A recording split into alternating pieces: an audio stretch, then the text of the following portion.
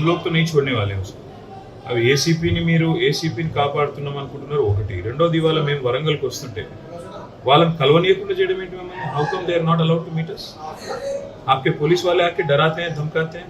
ये कहाँ की रीत है? हमारे कार्यकर्ता हमसे मिलना है, हमारे लीडर हमसे मिल रहे हैं. आपको क्या तकलीफ है आपके पुलिस को?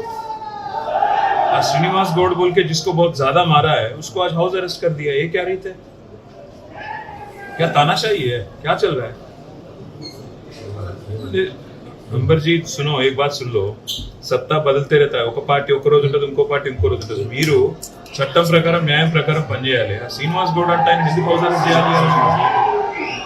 మీరు చెక్ చేయండి. మీ వాళ్ళు, నేను మీ బాధ్యత, మీ తప్పు అంటలేను, కానీ మీ ఏసీపీలు, సిఐలు, ఎస్ఐలు ఇంత ఓవర్ యాక్షన్ చేయడం మంచిది కాదు బ్రదర్. ఇది ఇక हमको भी जाना पड़ता है, एचआरसी जाना पड़ता है, हमको भी हंगामा करना पड़ता है. अगर ऐसे ही करेंगे आप, आपके लोगों को संभालो अंबर जी, ये ठीक बात नहीं है. संभल लो और एसीपी से भी बात करो. जास्ती नहीं करने को बोलो उसको. अरे आज मामली कॉलोनी को చేయడం ఏందైనా खत्म కాదు. ప్లీజ్ డూ చలో. ఎందుకంటే మీ ఒక్కరికి జరిగింది 10 మందికి ధైర్యం ఇవ్వాలి. అంటే ఇప్పుడు మీకు జరిగింది ఇంకోలా జరగదు మన వాళ్ళకంటే. సరే జరిగింది దురదృష్టం, కానీ మిగతా వాళ్ళకి జరగదంటే మరి మీకు న్యాయం జరగాలి. 2 గంటలు సార్ జై తెలంగాణ అన్నందుకు అంతే. అవును సార్, జై తెలంగాణ ఏమనలేదు సార్, అంతే అంతే సార్, ఏమనలేదు. 2 నిమిషాలు సార్ పాస్ అయ్యింది. జై తెలంగాణ అనడం అనే వాళ్ళు అన్నట్టు మేము బ్యాగులో ఉన్నాం సార్. ఈయన మార్కెట్ మాది సార్ వైసీపీ ఈయనకు యూత్ సార్ చల్లా అభిమాని.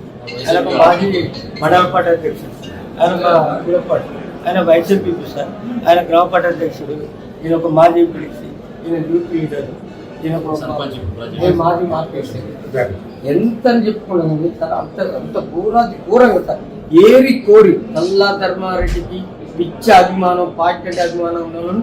ఏరి కోరి చిట్టిరాడు సార్, చిట్టి వస్తానే అంట. మళ్ళీ మీకు బంపర్ ఆఫర్ వచ్చిందా మీకు?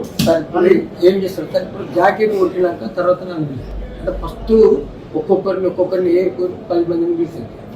నీ బంపర్ ఆఫర్ చంద్రబాబు నువ్వు రా అని చెప్పి తీసుకుపోతున్నావు. ఎవరు చేసిన తెలియదు సార్. ఒక్కొక్క చిట్టి పట్టుకోసం తీసుకెళ్తా ఉంటారు వాళ్ళు.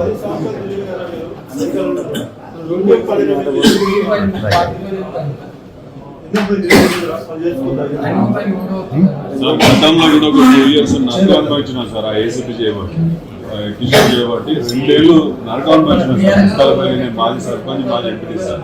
ఇప్పుడు కావాలని చెప్పి మొన్న పట్టుకోపోతారు సార్. మళ్ళీ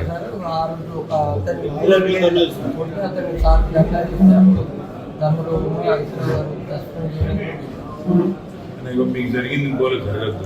వీళ్ళనైతే ఇచ్చిపెట్టిస్తాం. ఎస్ఐ సస్పెండ్ అయిన మేము కూడా ఆపుతలేము, ఎవరిని ఇచ్చిపెట్టాము, ఏసీపీని ఇచ్చిపెట్టాము, పోలీసు వాళ్ళు కూడా న్యాయస్థానం పోతాము, ఇంకొక ఇంప్లిమెంట్ ఇచ్చిపోతాం, ఇచ్చిపెట్టాము.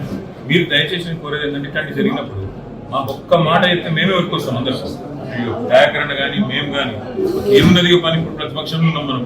ఇదివరకంటే ప్రభుత్వం నడిపేది ఇంకోటి బ్రేమ్ మిమ్మల్ని కాపాడుకుంటే మా పని.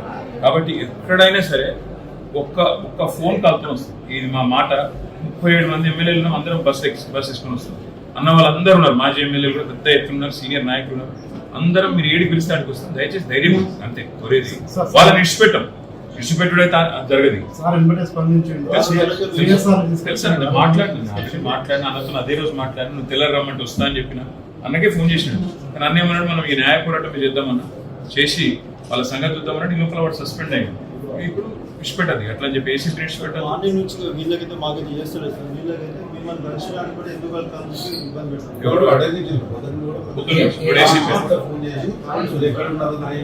వరంగల్ సిపి ఇప్పటికీ చేయాల్సింది ఒకటే పని, ఇంకేం లేదు. బెదిరిస్తే బెదిరద్దు, గట్టిగా నిలబడాలి, తటాయించి నిలబడాలి, అంతే నా రిక్వెస్ట్.